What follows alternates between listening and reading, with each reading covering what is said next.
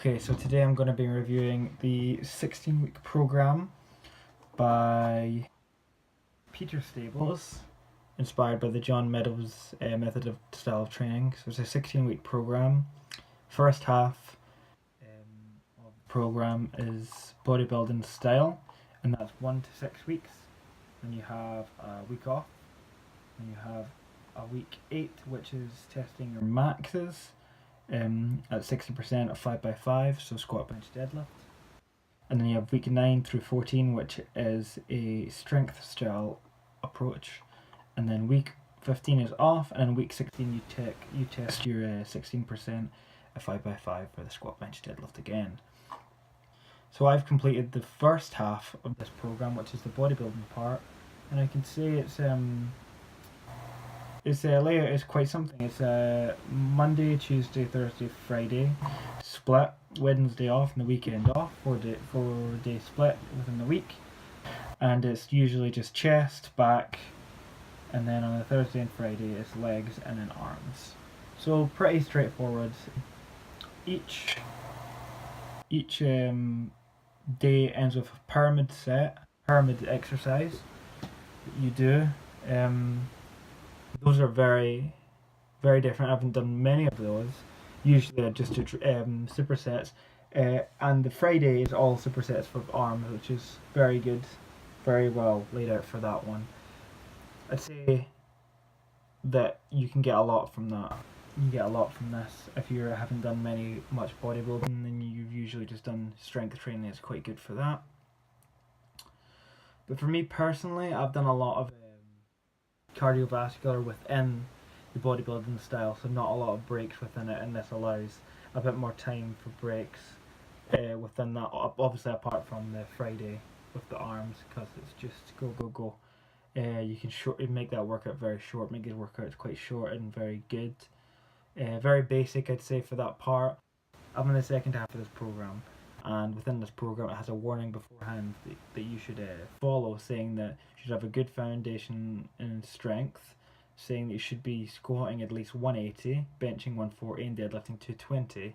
Now you do have, before you have a test week before you go into the main powerlifting strength part of the program, and then you have a bit at the end where you test. So either way you will grow, and it's not by numbers, it's by percentages and rep ranges. So it is functional around anyone's maxes. My maxes for squatting is 140, my max for benching is 105, and my deadlifting is 182.5. So they're not very high for that. They're quite off, maybe 40 kg off on all of them. But I'm still able to follow the program with the percentages pretty easily, and it's still hard enough, but I think this is just unnecessary for that. Yeah. Okay, for this next section of the video I have footage from my test week. So for these we have to do a 5x5 at 60% starting off. But obviously I just increased it because 6% is quite easy for me, so just really seeing how many reps I can do at 5 for 5 and moving up the weight as we go. So I started off with bench press, and I believe this is 75 kg, ranging about 70% of my 1 rep max.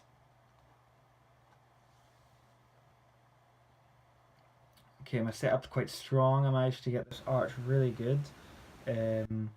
Maybe I could have jumped a little bit further back to the platform on the bench, and it looks like it goes up quite fast. I can say this didn't feel as fast as it looks. Lockout is pretty good. I managed to keep the arch pretty strong. Leg drive is definitely something that I need to work on a bit more, but overall I'd say that was pretty strong. Could have definitely gone up, without question. Could definitely gone off without question. So for this next one, it is the deadlift, and this is 127.5 kg.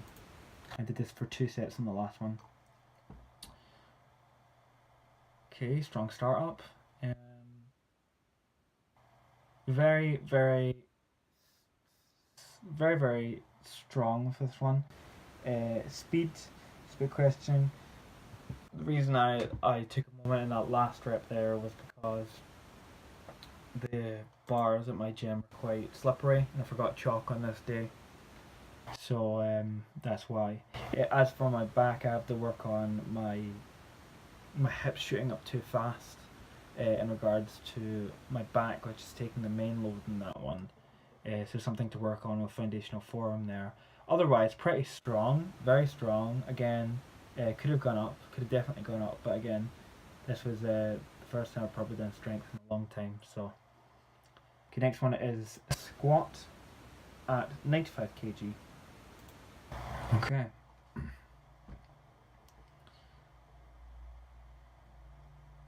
Low bar squat on this one. Pickup was good, 3-step process. Should have definitely waited another second there, taking a bit more air.